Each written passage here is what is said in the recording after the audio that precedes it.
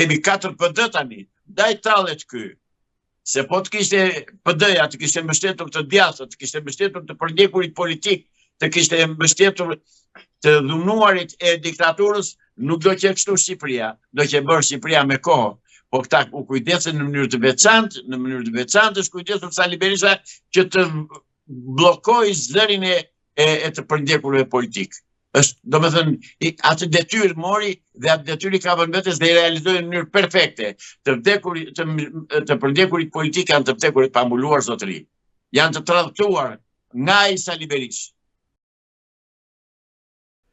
Çfarë loje po luan Edi Rama dhe Sali Berisha me grekët, duke qenë se Rama përpiqet që të afrojë shqiptarët që jetojnë dhe punojnë në Greqi për të marrë votën, nga ana tjetër Berisha ka nxjerrë në sipërfaqe idenë e tij se do të zgjidh një herë mirë çështjen e detit me Greqinë nëse vjen në pushtet.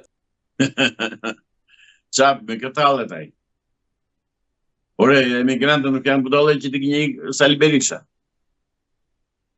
Këtë det do nxjerrë në sipërfaqe. Pa të na thot njerëz se nuk po na thot. Ai s'ka planuar njerëz që e shiti detin ose e fali. Me këtë hallet ai. Tamam, o thash, ore, një shkollë kanë bërë këta, kanë bërë Institutin Marksist-Leninist të drejtuar në Nezmi Hoxha. Këta vetëm gënjejnë, vetëm mashtrojnë, vetëm tallen me shqiptarët, miru a bëjnë se u gjilë kokën, e u bën kapellën, po jo të tërve na gënjejnë, s'na gënjejnë do të tërve.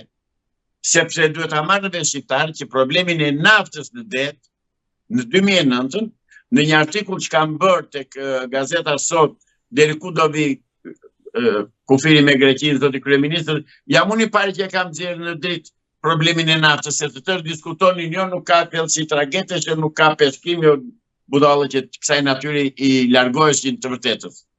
Unë thash që këtu bëhet fjalë për naftën. Dhe menduan këta që nga mëse ka ikur në mëte kokës ky. Jo me s'kisha ikur në mëte kokës, u vërtetua ka të Shqipërisë që ata e kërkojnë atë pjesë për naftën. Dhe do t'i marrën të keqen. Sa të jetë Amerika në këmbë në këtë botë, në këtë planet, ata nuk do puthin as detin, as tokën, do ta dorëzojnë vetë si djemë të mirë dhe çamërin, do kthejnë çamët në pjesën e tyre, në tokën e tyre, ka mbaruar ajo punë.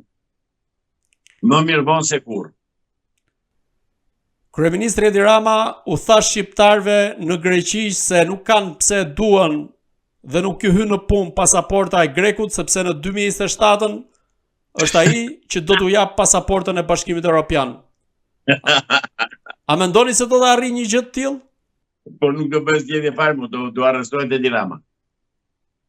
Po nuk do bëjnë zgjedhje, do bëjnë arrestime tani, deri në datën 15 fillojnë dhe mbarojnë arrestimet e nomenklaturës së lartë, qoftë të PD-s, qoftë të PS-s. Dhe ai bluan ujë në Havanë, themi ande nga anët tona, se s'ka gjë në dorë.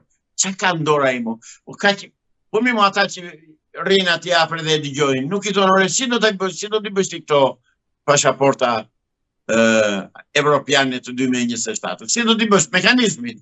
Kush të mbështet, kush të pranon? Po ai nuk ka të konsoliduar atë jetën dhe ligjërimin e jetës së emigrantëve atje. Po këta pas kanë bërë dhe një tjetër që unë sot e mora vesh, nuk e dija, që pas kanë vënë job për të gjithë shqiptarët që kalojnë më tepër se 15 ditë apo një muaj kur vinë në Shqipëri, emigrantët. Kjo ishte e pa dëgjuar. Kjo nuk ishte bërë vaki, që t'u marrë $500 job, po kaluan 15 ditësin nga hyrja në Shqipëri e shqiptarëve që kanë marrë pasaportat huaja ose dyshtetësin, këtë sot e dëgjova. Kjo ishte qërësia mbi tortë në krimet e pafundme që po bëjnë qeveritë shqiptare. Turp të vi, faqin e thellë.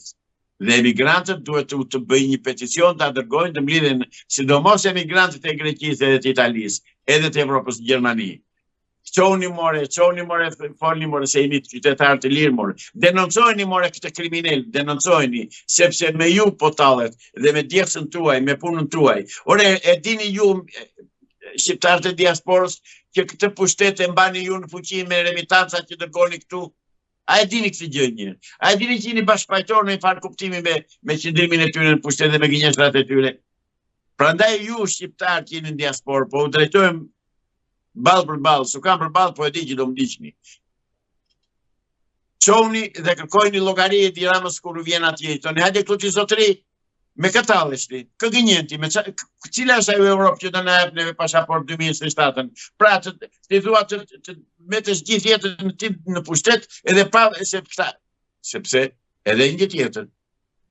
Ky sa merr pushtetin, pastaj është diametralisht i kundërt me ato që ka thënë. Është i pa fytyrë, është i pa bes, është i pa ndershëm, është mashtrues. Ndaj u them shqiptarëve, mos e besoni këtë mashtrues ordiner, këtë mashtrues rrugë, që quhet Edi Rama. A mendoni se Greqia mund ta bllokojë procesin e antarësimit të Shqipërisë në Bashkimin Evropian? Kur ti do i qefi? Kur ti do i qefi? Dhe me këtë kartë ka lozur Greqia që hëse do të bllokojmë atje po në mënani dhe këtë, do të bllokojmë në mënani dhe këtë. Dhe në fakt, Greqia është tallur me neve se Greqia bllokon këta, jo neve, jo si qytetarë që tash, do na bëj neve. Ne në Evropë jemi, ne as humbim as fitojmë gjë me vajtjen në Evropë. Zot Islami, çfarë po ndodh mes Turqisë dhe Greqisë teksa para pak ditësh ka pasur thirrje anti-turke në ditën e pavarësisë së Greqisë dhe Ankaraja ka cilësuar këtë si një provokim shumë të madh. A përbën Greqia një aktor, po themi, mjaft provokues në rajon, qoftë edhe në raport me Shqipërinë? Faleminderit që ma bëre këtë pyetje, se do doja ta trajtoja. Partje më ra në dorë një video e një reparti ushtarak grek, i cili as më shumë, as më pak në ditën e festës që kanë grekët për pavarësi në 25 mars, kërkonin që të çlironin Vori Epirin, të sllavoruar nga shqiptarët, të roburuar nga shqiptarët, dhe po që nevoja thoshin do marrim armët dhe të pa organizuar, do marrim armët dhe do ikim, do vemi do shirojmë Vori Epirin. Asnjë fjalë nuk dëgjoj nga politika shqiptare, dhe për turp të botës, për këtë policiri që po na drejton, ishte në Greqi dhe nuk tha çan këto që po thoni. Në një kohë që Turku që është shtet, dhe nuk është bordel, si bordelli i Edi Ramës, Turku u ngrit dhe protestoi dhe sot dëgjoja dhe mbrëm dëgjoja televizionet greke që po e komentonin në mënyrë me histeri, domethënë ç'është kjo që po na kundërshton neve Turqia të flasin për festën tonë. Në fakt nuk flisin për festën, po flisin për se duan të marrin atë Stambollin. Greqia vetëm kërkon në këtë botë, është shteti më agresiv që ka në Ballkan, bashkë me Serbinë. Dhe politikanët tanë që vënë në Greqi dhe lëpin këpucët e Mitsotakit, nuk ndjen fare, duke qenë atje.